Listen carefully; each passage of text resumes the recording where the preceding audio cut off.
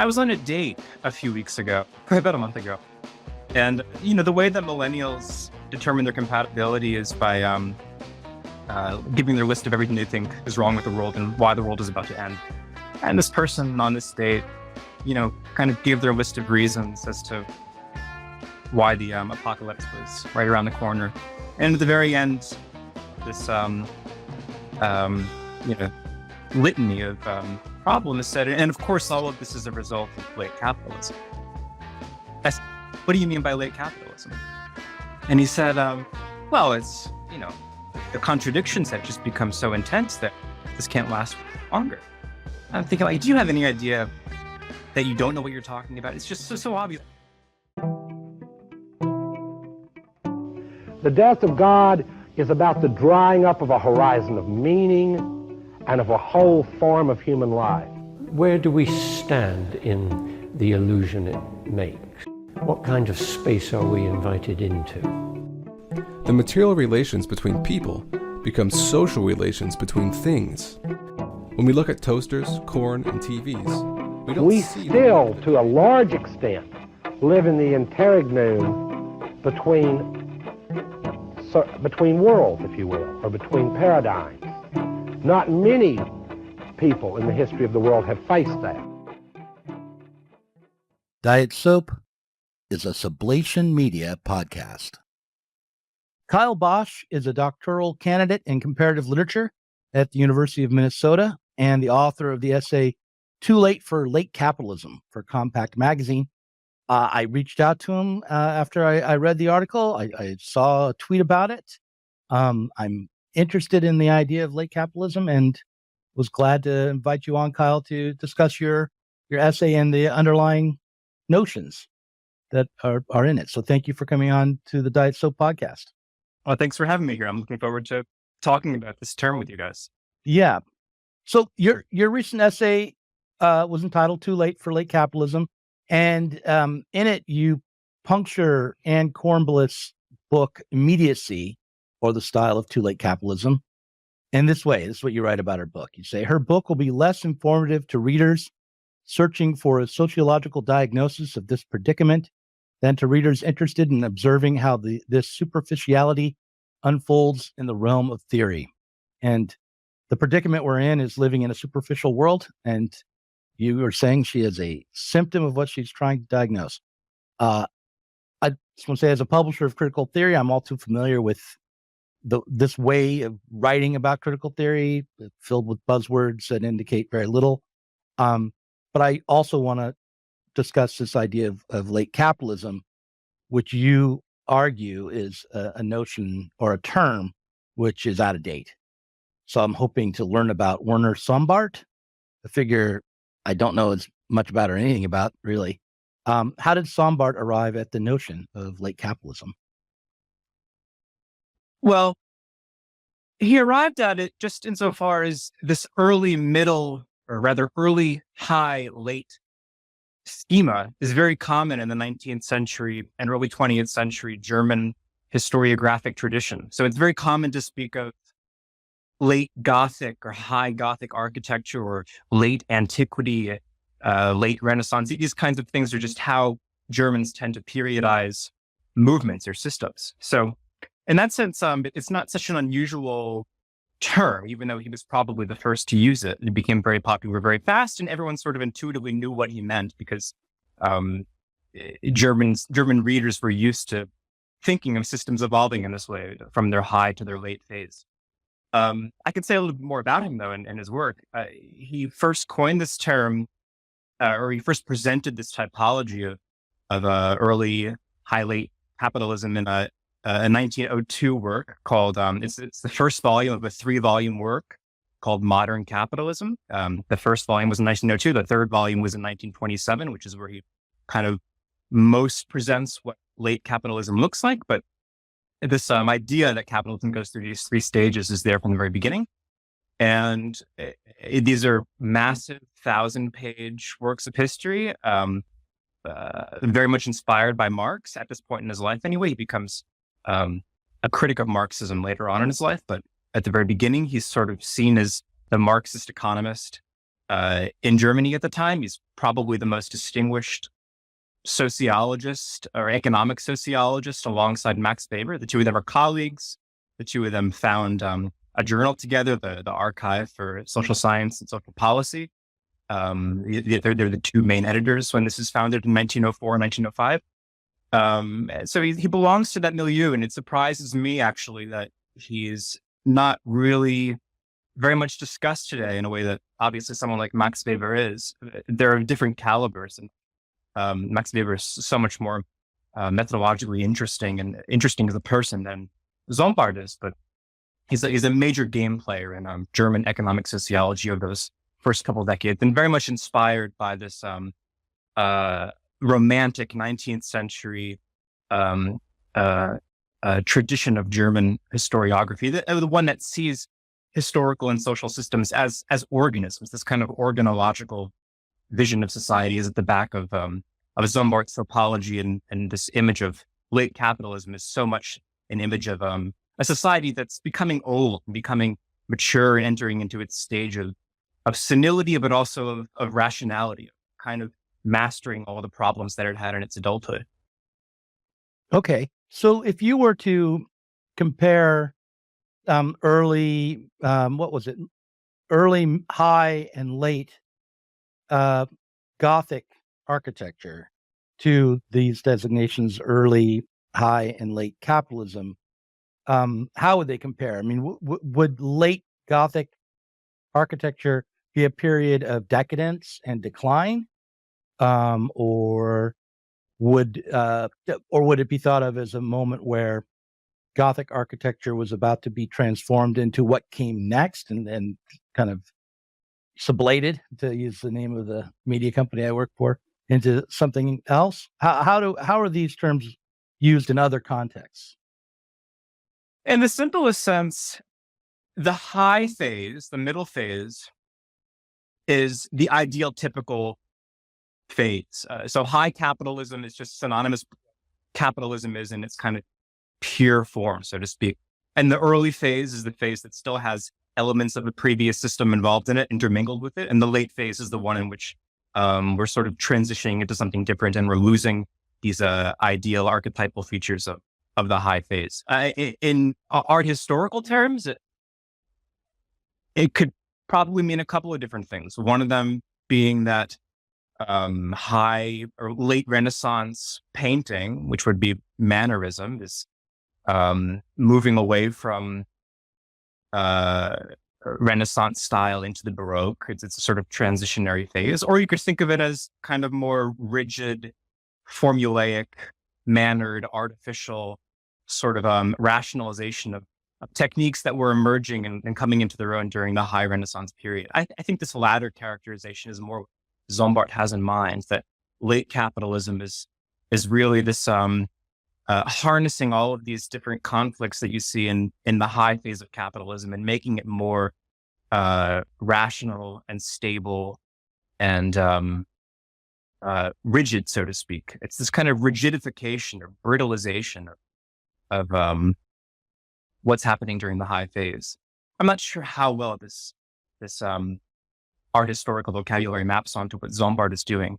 In part because Sombart, in addition to this kind of cyclical theory of culture, or this theory of cultural systems that just sort of arise and die, which is very much a part of this 19th century tradition, Sombart is combining this with this Hegelian Marxist, universal historical, linear Judeo-Christian eschatological vision of history that does continually sublate itself into higher and higher forms. And so the transition from capitalism to socialism, or from late capitalism into early socialism, these are kind of synonyms for him, is a sublation in the sense that you're using this term. It's a movement into a higher phase and not just simply a different phase. So the cyclical theory of culture and the theory of cultural systems that arise and die is combined with this universal linear architectonic in Sombart in a number of interesting ways that are sort of methodologically problematic, but also very common for his time, I think, to have these two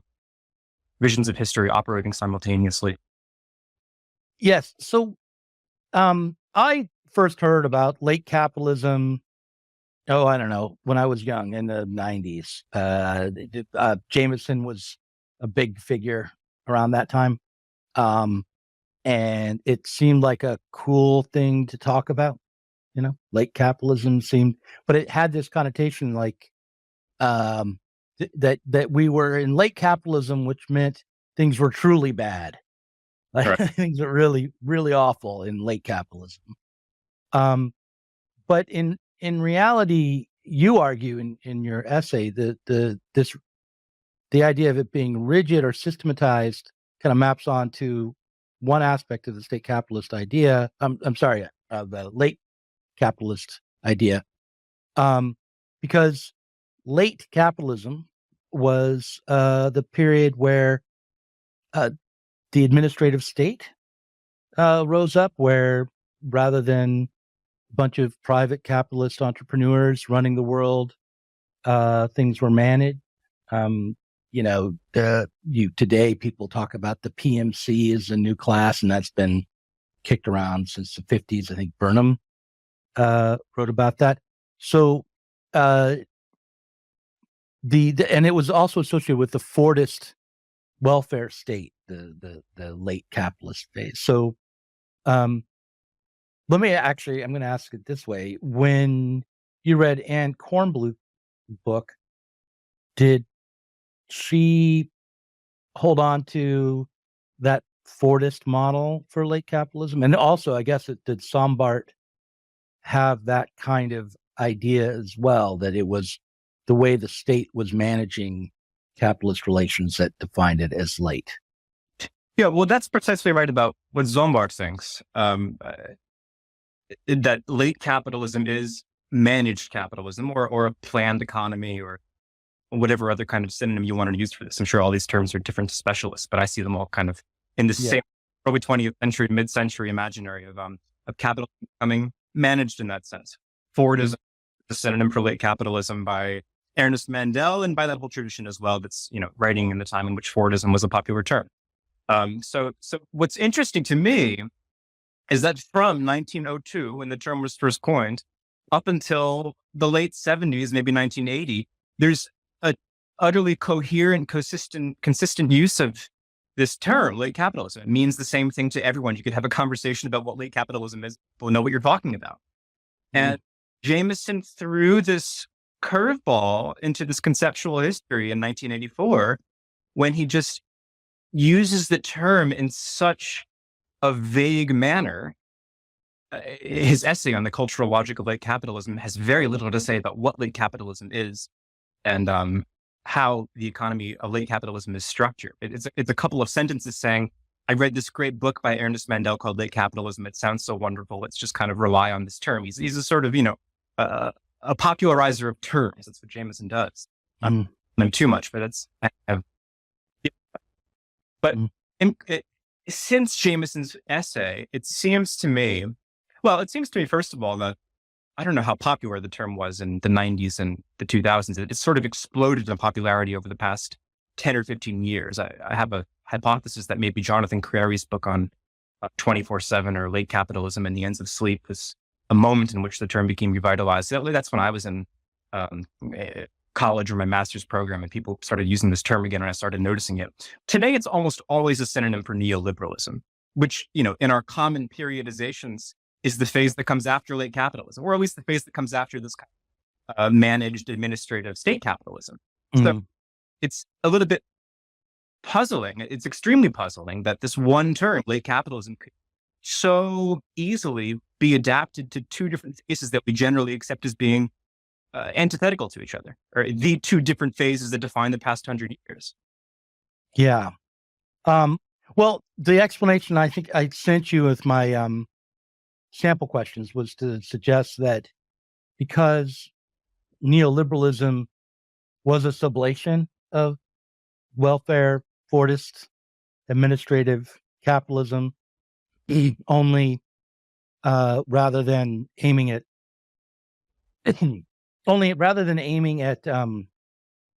redistributing the wealth amongst the consumer class or the working class, and creating social safety nets and welfare programs. Neoliberalism turned around and tried to secure financial stability for big capital. And so it was a redistribution of wealth amongst the capitalist class rather than for the working class. But it was still an administrative state. It still was an integrated kind of state capitalist formation. I can't remember which of the neoliberal economists who kind of were early pioneers of that term and advocated for it got upset and called his colleagues socialists and stormed out of the room. But I mean, there was one called someone a socialist for having the slightest positive feelings toward state administration. That's right, because he's the sort of most dogmatic. Right. So, if you take that to be what neoliberalism is, which is the state, the control of the economy by the state in the service of capital and profitability, does that clear away some of the difficulty with the term making the jump from the Fordist period and past the 70s into the 80s and 90s? I mean, or what you're asking, that is the term still applicable if we neoliberal? Yeah, I mean, is it enough to say that it's the planned aspect of the economy that makes it late, or is there something else about late capitalism beyond the role that the state takes and the level of planning and administration that is being taken up? If it's just simply a matter of administration, state administration of the economy, then maybe there's some application to the term. I mean, the thing is, the term is almost exclusively used by cultural theorists, by people like Jameson and people that are inspired by Jameson. Mm-hmm. It's also most often used specifically to demarcate something that comes after this kind of mid-century high modernist moment, that it's very obviously identifiable with what the tradition before Jameson called late capitalism. So if we're using late capitalism as a term to distinguish what's happening, let's say after the economic crisis of the 1970s from what happened before, it doesn't work well to distinguish these two things, because as what you're saying is it's sort of a creative bridge between these things. In that sense, the term I think it's probably totally fine to think that we still live in a phase that's a sublation of mid-century state capitalism, or a continuation of it, or a mutation of it in some form. But as far as we're interested in making a distinction between what happened before the 70s and what happened afterward, it doesn't make sense to use the term late capitalism to describe what happened after, when it was traditionally used to describe the whole structure of what came before. Does that make sense? Yeah. Well, I mean, let's talk about the cultural side of it a bit, because so late capitalism was associated with high modernist forms of life and aesthetics and culture, right? So modernist architecture, often emphasizing the functional aspects of a building, rather than the decorative or the facade. I read about this in the past, and the names aren't coming to me for the architects, but brutalist architecture might be a form of high modernism. And around 1972, there was a book called Learning from Las Vegas. Venturi. Yeah. That was some sort of a manifesto for breaking with high modernism and allowing for kind of kit forms that were more directly coming out of the masses to take hold of the architectural world and to be celebrated. So like a coffee shop that's actually literally in the shape of a donut would be the kind of thing that you might celebrate after you've learned from Las Vegas.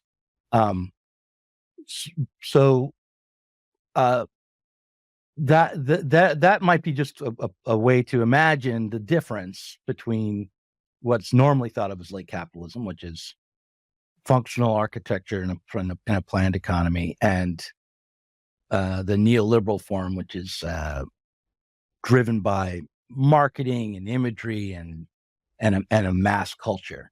Do you think that's a good way to make that distinction in cultural terms? Yeah, that's probably one aspect. I mean, for Jameson, so Jameson was inspired by the Las Vegas book presentation of postmodern architecture.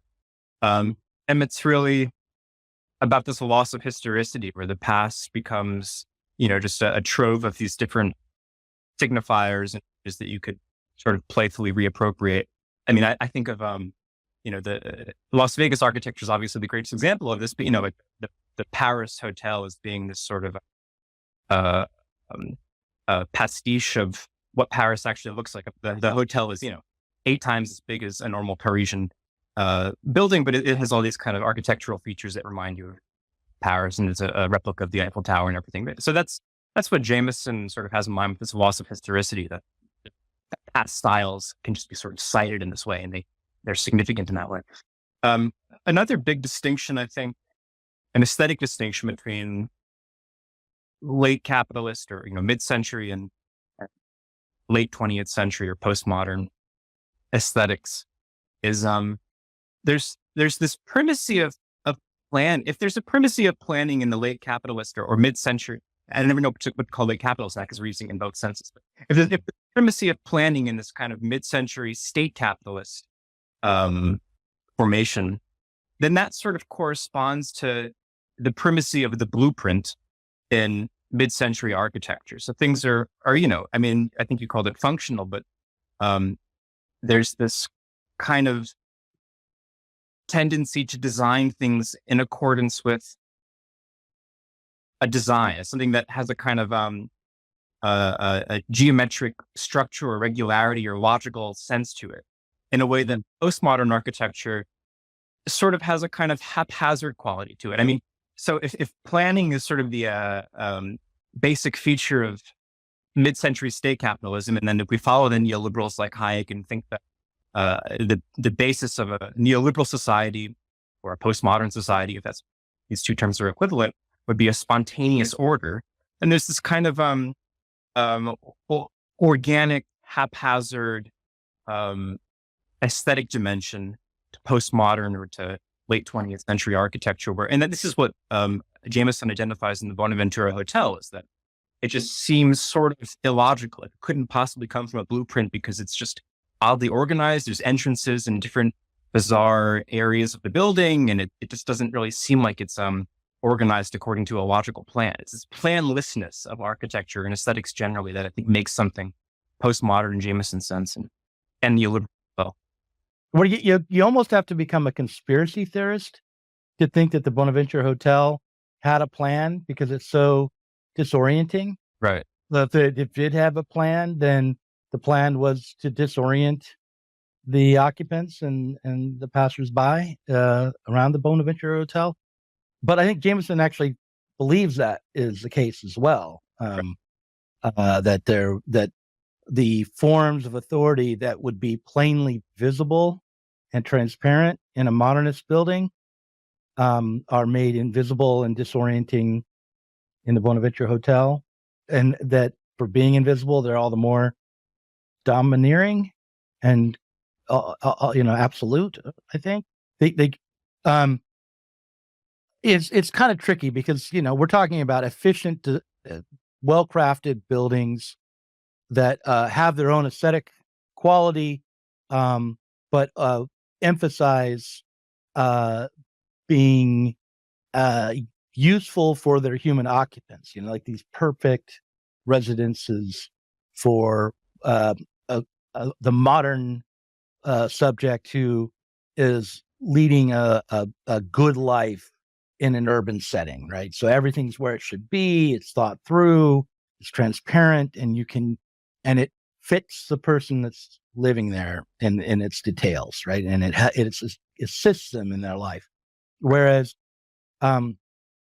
postmodern buildings, and postmodern residences are about communicating a sensibility, but also a sensibility that's usually kitsch or prefabricated or ready-made, that will have some sort of emotional effect maybe on the occupant or the passerby, but that in no way is truly efficient in helping them realize their own potential as citizens in society, but rather simply appeals to their desires in some way or another, and maybe on a very crass level, like that, donut-shaped building.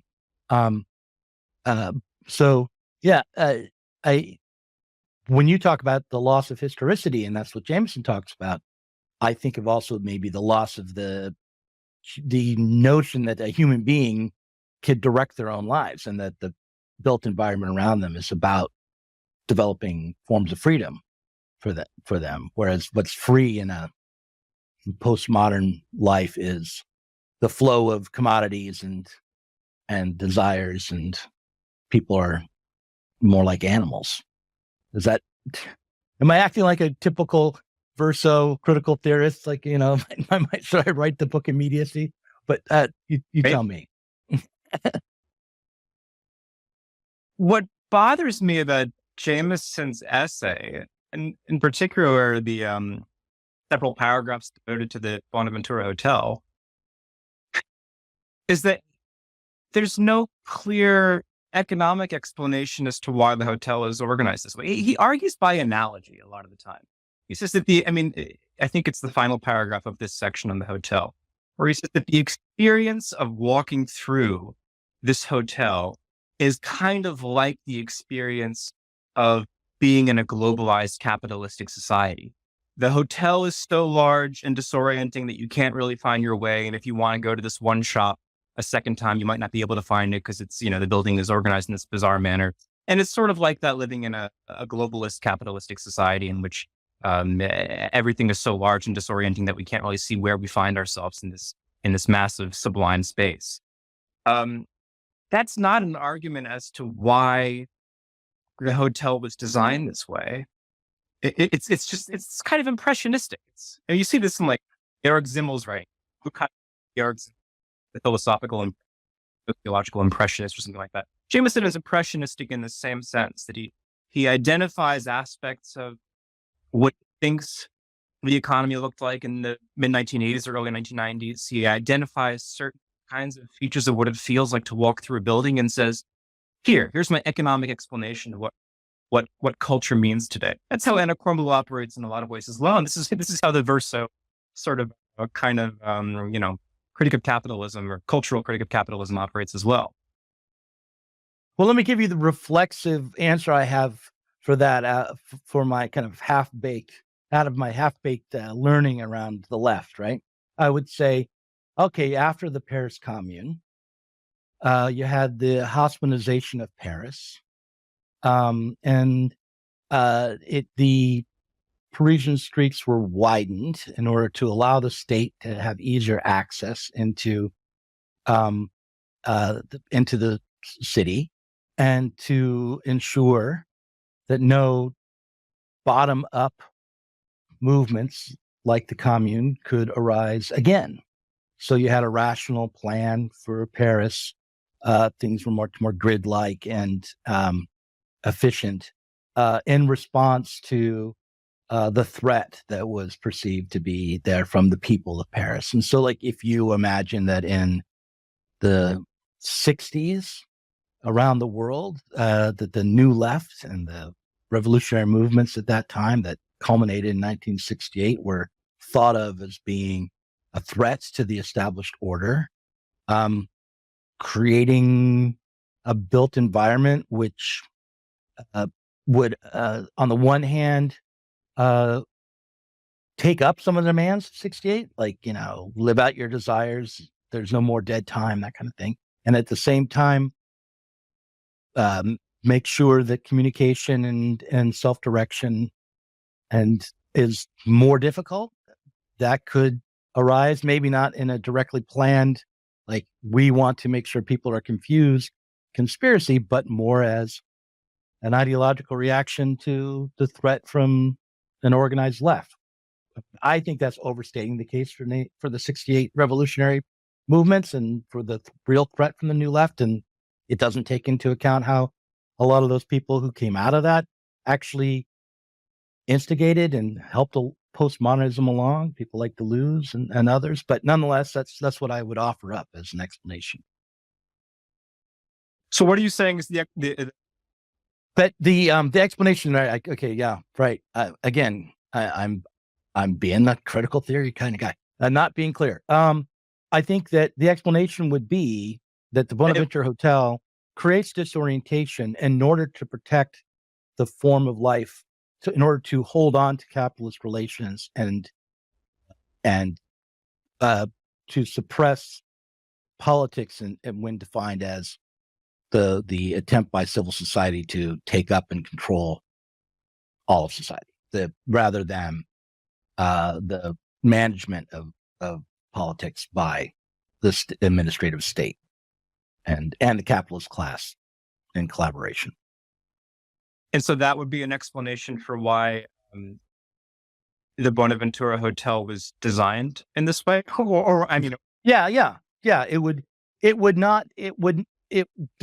be an economic explanation. It would be a political one, right? So the economics would inform it, but you're talking about, I don't know what went into the construction of the Bonaventure Hotel, but I imagine that the state was involved, that it was not simply some entrepreneur making an investment hoping for a profit, but rather that a lot of bureaucratic planning and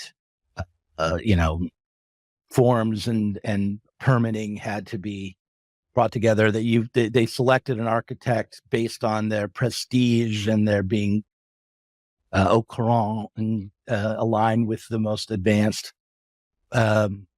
architectural ideologies, and that all of those things combined produce a disorientation which actually did service the political needs of the capitalist state. I think there's some plausibility to that. I mean, it's hard to make these arguments in the case of a particular hotel, but on a larger scale, to talk about architectural or aesthetic trends. Yeah. Serviceable. I haven't read this book in so long, but it was very influential to me when I first encountered it. The New Spirit of Capitalism by But you cut out for a second. The New Spirit of Capitalism by whom? Luc Boltanski and Yves Chapelleau. No, I haven't read that one. The late 90s, and it was translated sometime maybe 10 years after that into English.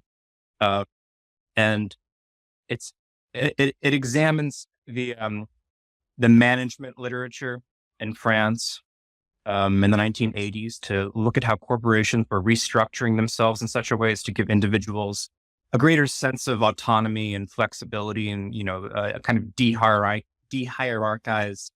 There's a de-hierarchized corporate structure that reflects these demands of the culture of 1968 to live a kind of more autonomous life that they were kind of arguing for in a moment when they were suffocating under this kind of administrative centralized grip of late capitalism. The point of the book, it's one of these 600-page sociological books, very extremely dense, but their main argument is that neoliberalism was so successful because it responded to these kinds of what they call the artistic critique of 1968, this desire for autonomy and flexibility and freedom.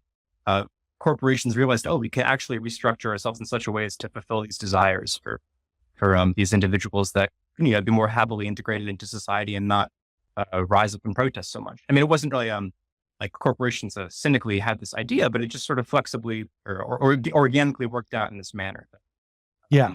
The cubicle is kind of a response to those demands. So you have a less hierarchical floor plan. Everyone has their unit rather than there being a structured of offices, and each time you get a promotion, you get a bigger room, in the cubicle world. Or when I was when I was really a young kid, I went to a progressive school. It was public school, but it was in a nice part of town.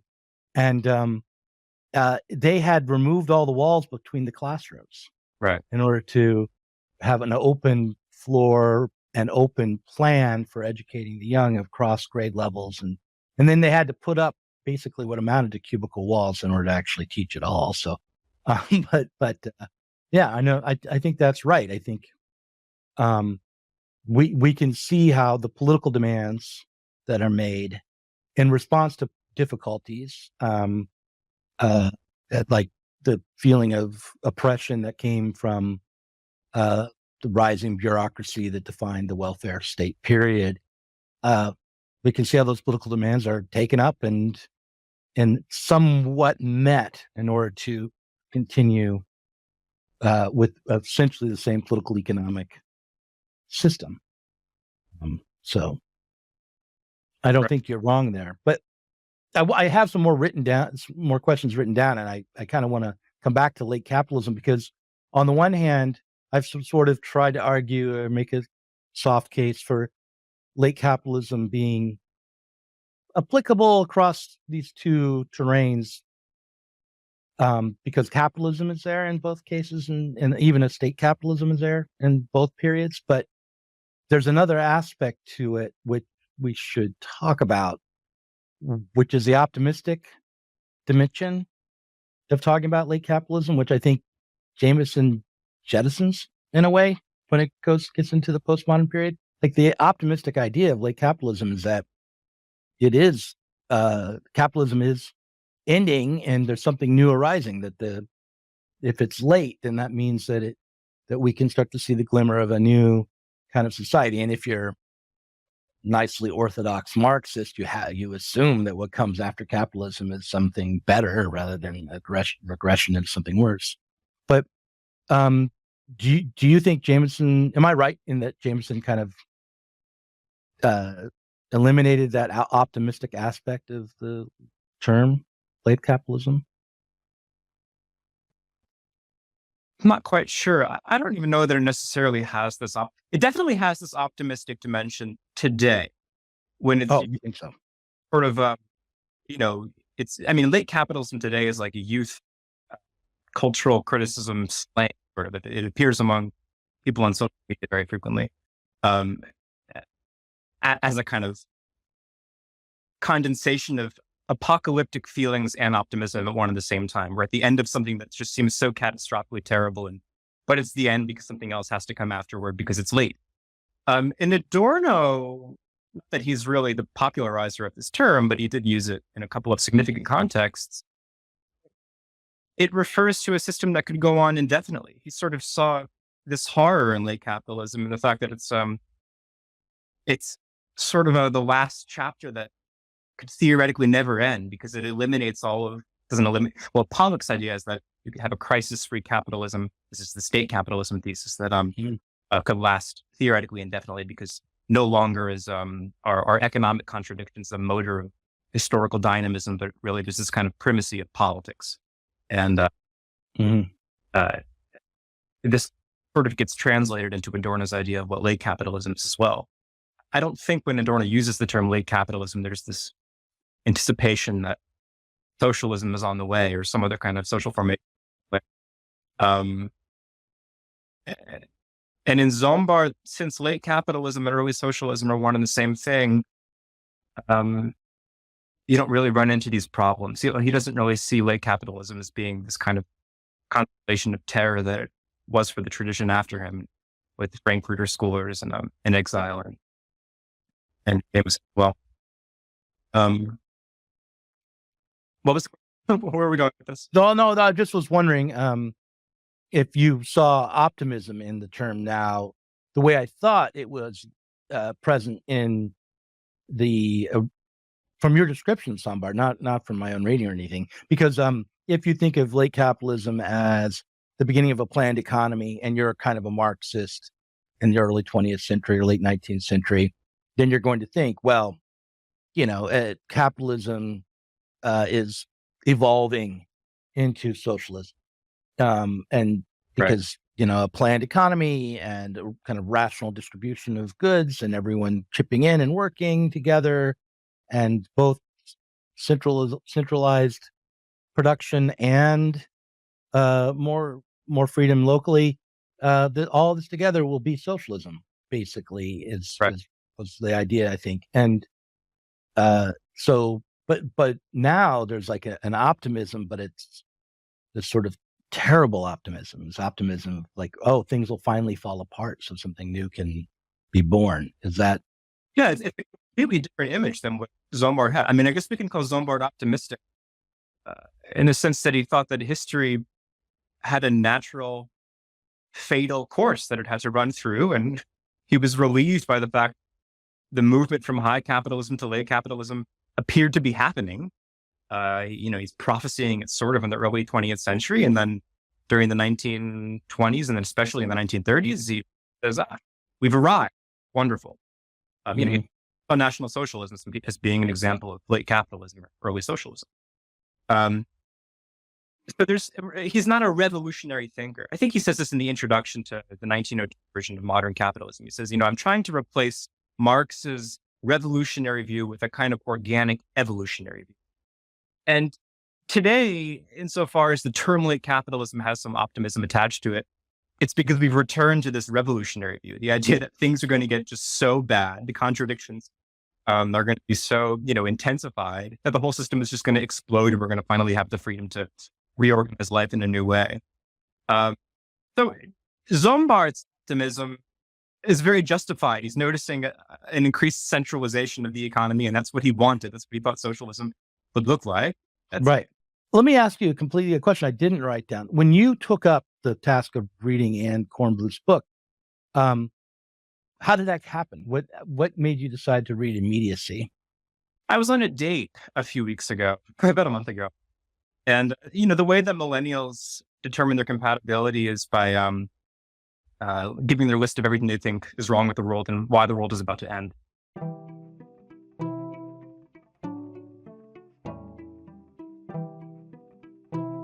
If you enjoyed this conversation, please do consider supporting us on Patreon. Our patrons help to make sure that Sublation Media can continue to provide interviews, videos, books, and articles that are critical of the left from the left. If you are tired of remaining stuck within bourgeois ideologies and politics, help us sublate them both.